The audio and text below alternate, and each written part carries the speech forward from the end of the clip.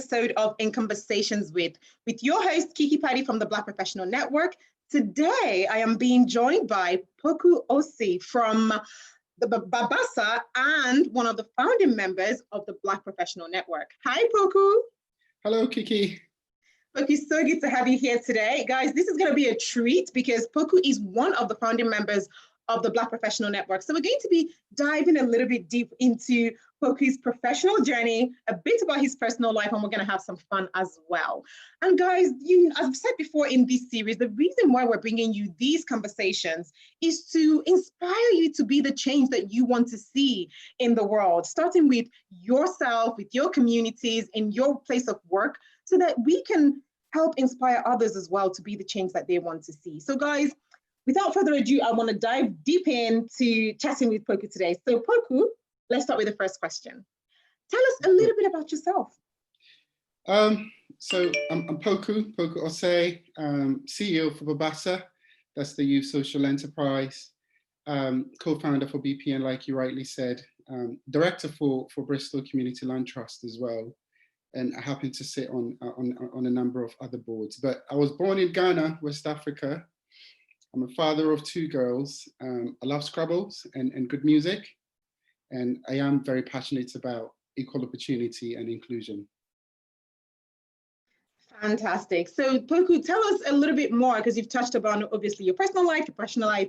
Tell us a bit more about Babbasa and what you do with Babbasa. And then we're going to talk about the BPN later on as well. Sure. So Babbasa was set up, it was incorporated back in 2013, and it was set up to support young people from low income and mostly ethnic minority backgrounds with their professional ambitions. But Babbasa, as we know it in 2020, has got two aspects to it. One part still supporting all about youth empowerment, so mentoring, skills development, things of that nature. And then the other part is about preparing the employer to create that nurturing environment to help any young person, or indeed any person of color, thrive. So we have the services side that is with the employers, and then we have the youth empowerment side, that's with the young people. But ultimately, I'm sure you can tell that ultimately the vision is about how do you move a young person from where they're at to thrive in the world of work. That's amazing. And that fits squarely into what we're doing here in the BPN as well. So I imagine that led to it swiftly into the BPN as you being one of the founding members. So tell us more about how the BPN came about from your perspective. Yeah, I think you're right. I think if you were to strip it down and you were to look at all the work that I'm involved in, it's either helping people to move on, advance people, the human talent, or it's about inclusion, making sure that we can coexist together, and not just peacefully, but coexist together in a way that is advantageous for one another. So that defines everything that I do, certainly for the last 10 years it has. And the thing with BPN is that, when you look at Black professionals and some ethnic minority professionals, most often than not, they tend to find themselves being the only one in the room, or one of the few in the room. And we all know what that can feel like. So we wanted to create a space where not only would we be able to share and learn, not only would we be able to find some sense of confidence in other Black and ethnic minority professionals, but also to be there to recognize that actually we are valid, our opinions, our ambitions, and our ideas are equally as valid, and we are not crazy just because we're having to think about it by ourselves. We're not crazy to think so, and that you can normally get when it's strength in numbers. So that's why, from my perspective, together with Frank, we thought that it just made sense. But I have to also give the mayor some credit here, because it was an idea that the mayor, before he became mayor, that's Mayor of Bristol, that is, that we used to engage in. And obviously he got busy, I got busy. So with Frank coming back into the equation, it just helped to rekindle it. That's awesome. That's awesome. So Poku, you have actually been very successful with Babbasa and now with the Black Professional Network and in general with your own professional life. What strategies have you used, or do you continue to use, to navigate barriers, challenges that can often get in the way of us meeting our professional goals and you meeting your professional goals? I think in terms of strategies, one of my biggest one is the power of imagination. I think it doesn't get talked about often. We've moved to a world where the conversation is about, what's the evidence that it will work, and what does the data say, and how do you know that it will work? But when you look at all the great things that were accomplished during the Renaissance age, it was through the sheer power of imagination. And I think we've done a bit of a disservice through our education system by not reinforcing that power of imagination. So what do I mean by that? When I'm faced with adversity, I just tap into my inner thoughts and my inner ideas, on the basis that it will help me to reconceptualize the issue, and also think about alternative solutions to it. And for me, I don't know about others, but it always works. It does take a time to start to believe in that, but it always works.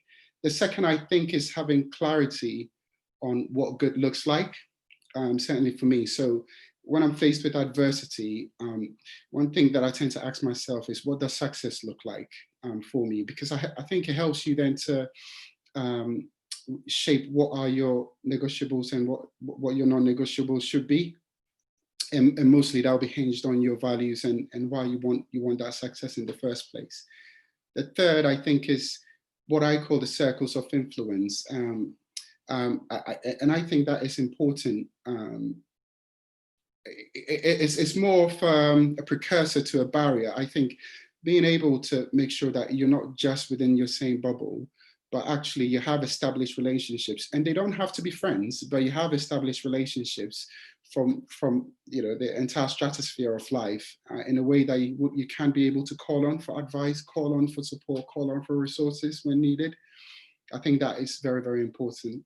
And then maybe the fourth, I think I will say, is the art of powerful questions. I say this a lot. And I say this more so in relation to discrimination and racism, discrimination, and people wanting to other you. I think that is important because it helps you to take the control. Because most often, if you're not ready for such an unfortunate occurrence, be it from a workmate or from someone that you thought you knew, and they were to say something, you're more inclined to react very emotively. And then you become, the person who is angry, or the person who doesn't know how to control themselves. Whereas you can get that same point across, that, hey, this is not okay, through just powerful questions. And with that, I think it reveals the person's true intent as well. And it gives the person something to think about. So I do think that, using the power of, the art of powerful questions is an important. And the last but not the least, I'll say kindness. And I know there are times when you talk about kindness, people see it as, oh, that softy, lovey-dovey thing, and you just call people out and deal with it there and there. But I think kindness. I mean, I don't know what the neuroscientists will say, or everything that the neuroscience will say about it. I see it almost like in itself, almost like a utility in itself. It's like having a kid. You spend all these money on the kid, and you're growing up, and they want this, and you never see the benefit, right? But 18, 20, 30 years down the lane, they are the ones perhaps taking care of you or advising you. And it didn't happen overnight. It's everything that you kept dripping into it. And I think I see the same with kindness. I see it as, the more you give, if you look at every situation as what can you give to it, as opposed to what can you take back from it, you're just building, how do I put it? I think you're just building yourself the armor that is needed for when you face adversities. People come to your aid, people speak on your behalf. And I think overall it's just a good thing. It's good for the soul as well. Wow. Like that, the answers you've just given, I think it's just worth its weight in gold. And I hope that everyone listening to this can really just listen to that advice and play this over again to just understand, the answers you've given us is, it's food for life. It's food for success, right? It's what you've just given us: imagination, asking the right questions, those are just things that we really need to be doing in our lives if we want to just be successful and be better human beings. So thank you so much for that. That was such good insight, Poku. Thank you. The next question I want to ask you is, obviously, you know, with the BPN, we've got a lot of young professionals in our network and people who would want to progress into senior management roles and, you know, or senior or more management roles. What advice would you give to those people, especially you as somebody who has gotten to where you are in your career, for them to, for our followers, our members, to climb up the ladder to get into more management or senior positions in whatever career that they're in? There is, I was going to say nurture, you know, focus and nurture, focus on you and nurture your leadership. But let me see if I can give it some context. There is, you know, the famous show that was on, that used to be on, Game of Thrones. And there was a scene where this guy asked a question to, I've forgotten his name, the nice guy, you know, the one that everybody liked. Anyway, I've forgotten his name, but he asked him a question and he said that no, he doesn't think that he can do it, he hasn't got the power. And then the guy said that, well, you know, let me tell you something, power lies where men believe power lies. And I think that is so true. And I think that in relation to the question that you've just asked is you as an individual recognizing that you have power, that you have agency, you have authority, you have what it takes to navigate this world. And not to be too spiritual, I think so long as you have life, then that means, for me, that means you have a purpose for that and it's yours. So what do I mean by that in relation to advice? I think if you want to get into senior management roles, you first and foremost have to believe and see yourself in those senior management roles first and foremost. And even if the opportunity has not arrived, I think you feed off that energy to people around you naturally. And that's what I mean by nurture your own leadership. Recognize that you know, the power lies in you. It doesn't lie in other people, it lies in you. So that you can amplify that through your actions, your words, and the way you move. The other thing is that I would say that you know, focus on results and experience and outcomes as opposed to the process. A lot of times I see a lot of people working, and before I started my enterprises, I too used to work, and so many people just are so quick to make sure that they've clocked the 5 hours and then they're off. And you know, they say that they go and they do their good job and they're off, but it's not about hours. I see work as a service to humanity, irrespective of what you're doing, whether you're being a janitor, whatever that it is. And to that respect, the question is, what experience, what experience are you leaving behind? What results are you, how are you making the next person who is going to be using that service feel? And I think that is the most important. So, and I think so long as you focus on that, it means that the way that I come across will be that you do deliver. And if you do deliver, people are willing to trust you with more responsibilities. The last but not the least is, I will say that always think of this phrase about, and I think of it for myself, that your reach should be further than your grasp. And by that, I mean that it could be that you're doing amazing work and you're focusing, you're harnessed and you're focused on that. That's great. But what is stretching you? How are you stretching yourself? And I think many people at times they think about their busy schedules for the day and think that, oh, I can't be bothered. I do my great job at work and I come home, I just want to just relax. Okay, that's great. But how are you stretching yourself? Because the more you stretch yourself, then the more you redefine, you redefine your limits. And if your bosses don't see it, then I'm pretty sure someone else will see it at the cocktail bar, whatever that you do find yourself. So do stretch yourself.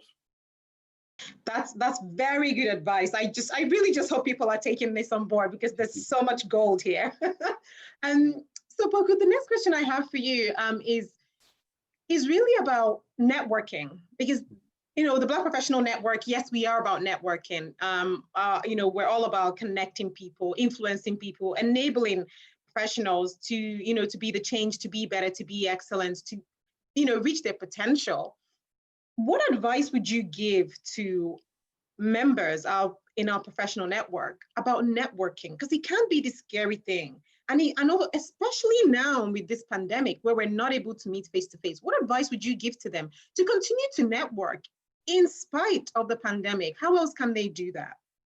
How can they do that? I think, you know, at the moment it's such a we are fortunate that this pandemic happened in the age of internet, where we're still connected, even if we are still in, you know, if we're caught up in our houses. And I will say that there are so many apps out there, you know, even Eventbrite, if you were to go in and just search, and it could be Meetup, it could be, oh, you know, as in Meetup, the app. And I will say, if you have an area of interest, if it's tech, if it's whatever that it is, like architecture, whatever, you'll be, or areas of interest. So it could be that you want to learn or connect with people in, I don't know, neuroscience, people in wherever. You'll be amazed at the amount of information that's out there on the internet. And the same platforms, your social, you know, your Facebook, just search and join some of these groups and platforms, because there's so much to learn.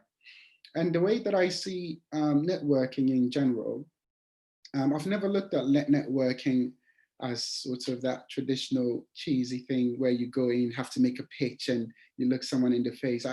Just be your authentic self. And I think authentic self is being curious, it's asking questions, it's being vulnerable where you're vulnerable. And I think people gravitate to that more than sort of the strongman image that, you know, at times you get taught in business school. So I will urge you to first and foremost explore some of those platforms. Secondly, if you were to connect to those platforms, just always be your authentic self, be willing to learn and share. But also use it as a point for reflection, because I do think that to have your social capital go way far more than for someone to give you £1,000 or £2,000. The doors that someone can open for you as a result, you would never be able perhaps to have the money to pay for that. So I never underestimate it. Yeah. I think it was actually you. I heard the first time I heard someone say, your network is your net worth. I think it was you that I heard say it for the first time. Yeah. And that's basically what you're saying. And that's very true. I mean, I was going to cite some personal examples. I mean, my entire career, it's so easy to forget that I've only been in the UK for 11 years or so. So someone can ask that, hey, hang on, for this guy who started off, you know, in a contact center, how the heck did he, without knowing anybody necessarily in the UK, how the heck did he move to now have the personal numbers of, you know, all sorts of city leaders on my phone? But not only that, to build not just one enterprise, you know, build two or three, and have all this time supporting all these things. But I think that is the power of networking. I'm not even an extrovert, because sometimes that's the other flaw. People think that you need to be an extrovert. I found a new word I never knew until this year, that I'm actually an ambivert. Ambivert, that's it. I'm in the middle somewhere. So I don't really like big crowds, and I think people that know me know that, you know, it's not my if I can escape not having to speak in big crowds, I probably wouldn't do that. And that's not to say that I don't do it, you know, I do it. But nevertheless, I know the worth of networking, and authentic relationships. Yeah, no, that's so profound. Yes, I'm an ambivert too, if people are wondering. Yeah. And so Poku, now we're getting a bit more personal. Tell me, what is your favorite quote?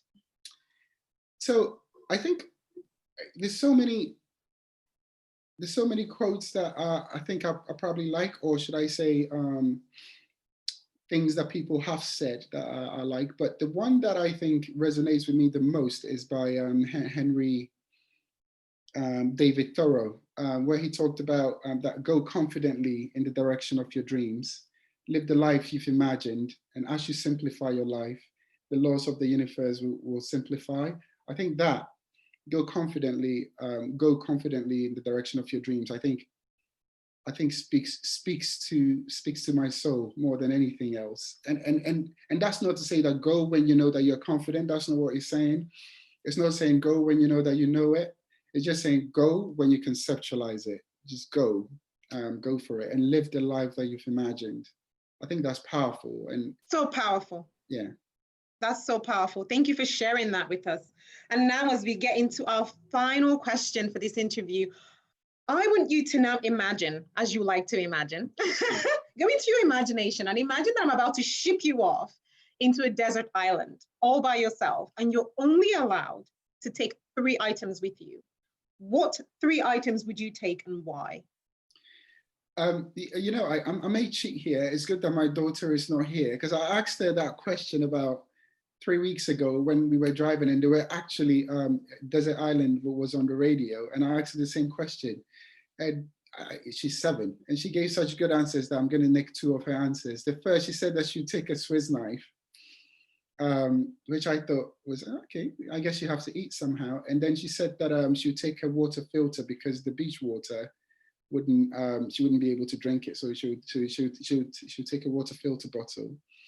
The third one I wouldn't go for. She said that because I didn't define what I mean by 3 things, she's going to carry the entire house and take it with her sister and her mother in it. She didn't say me, and then take the entire house there. So I think that will be, I can't use that one. But what I will say is the third thing for me will be to perhaps carry a picture of them, because I guess I'll need a lot of hope. And I think the one thing that will keep me alive, because I have to see them again, is probably my 2 girls. That is so beautiful. And what a cheeky 7-year-old you have, carrying the whole house with her. Poku, thank you so much for sharing your time with us this morning. It's been such a pleasure getting to hear your story, a little bit about your journey, and the wisdom that you've just shared with us today. So thank you. Thank you. All right, guys, that's a wrap from me. And we'll see you next time in the next series of In Conversations With. All right, guys, take care. Bye-bye.